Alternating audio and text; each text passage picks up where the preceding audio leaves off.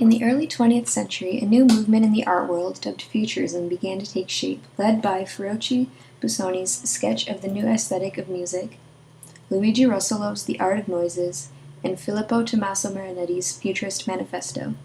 Busoni spoke of a music in the future that would use electronic sounds and microtonal scales and eschew the classical rules of music in order to create free music.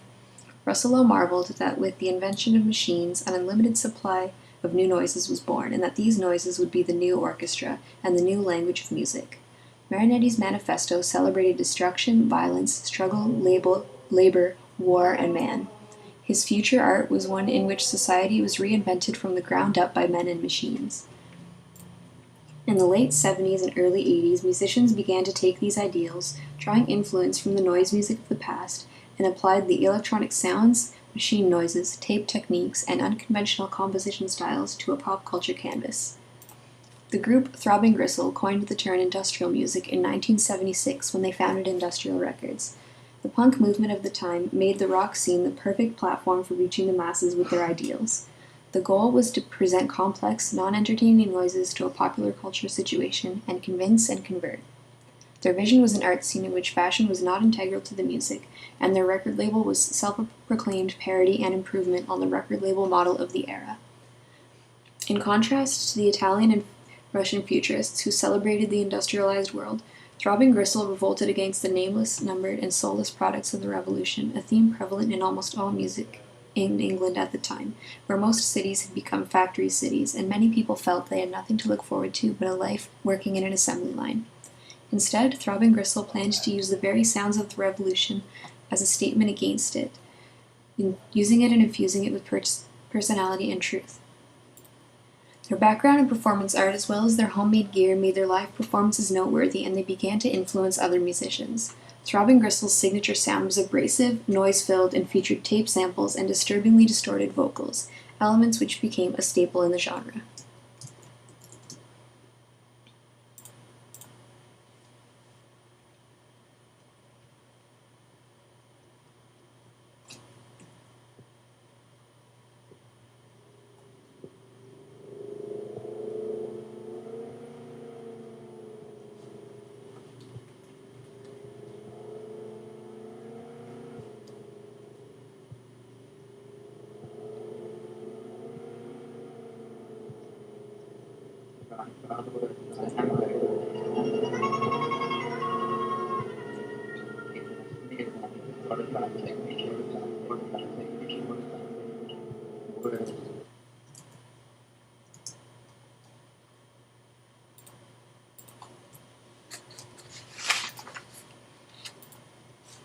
Although punk was at the height of its popularity, the backlash had already begun. Believing it was rehashed rock and roll rather than anything really new and groundbreaking, many groups began to throw away their guitars in favor of electronic instruments and tapes, taking cues from Throbbing Gristle and the Futurist movement, as well as the German electronic movement, especially after Kraftwerk's first concert in England.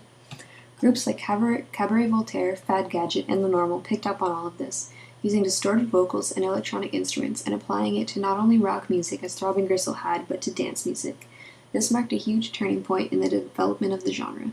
Industrial music had begun to branch off into subgenres, many of them grounded in distinctive electronic beats which simulated the sound of locomotives and other machinery.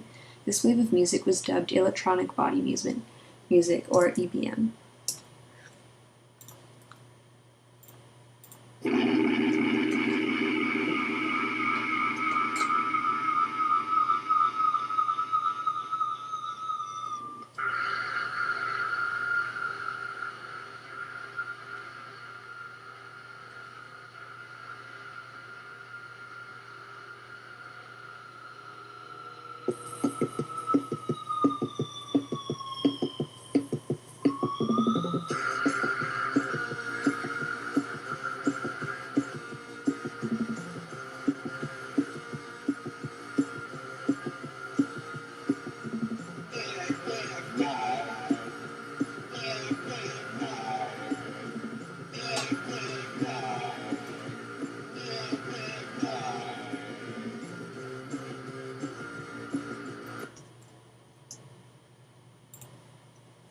even pop group Depeche Mode began to use elements of industrial music. Their album Construction Time again featured industrial-sounding beats and sampling, and many songs were based on field recordings they had done with contact mics on construction sites.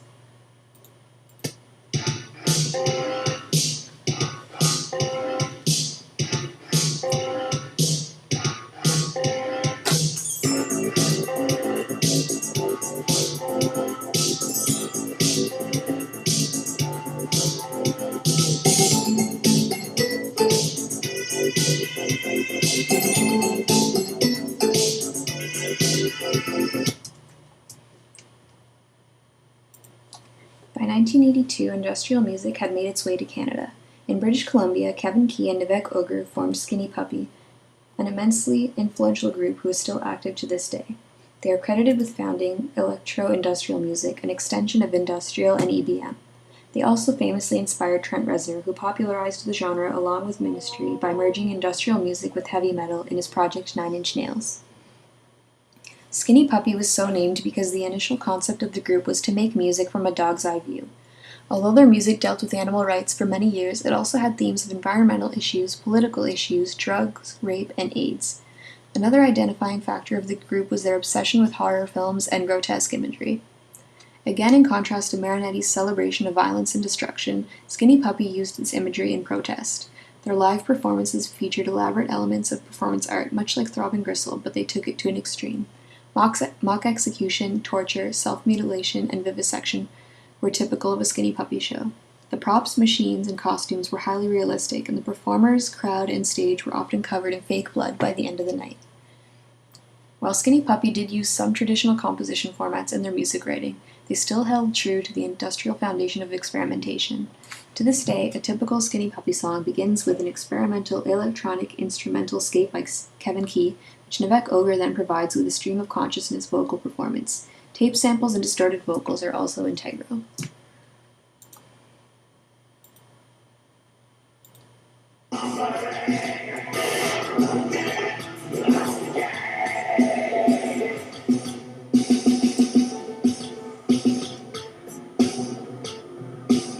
You hear that? The music, not bad. You hear it? There's somebody here.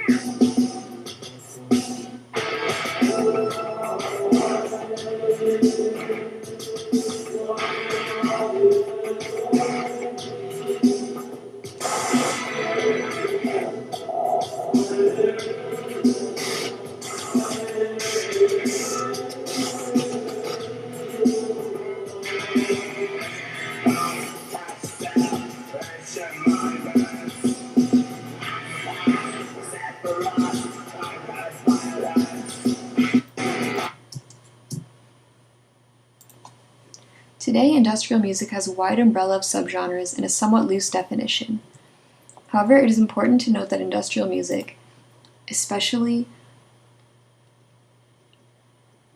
thanks to industrial records and Throbbing Gristle, provided a logical progression from punk music and a true departure from the folk and rock and roll before it. But like any new development in music, once it is no longer new, it loses its cultural context and impact. So while it may not be groundbreaking anymore, this spirit of innovation continues today with the many forms of experimental music constantly cropping up.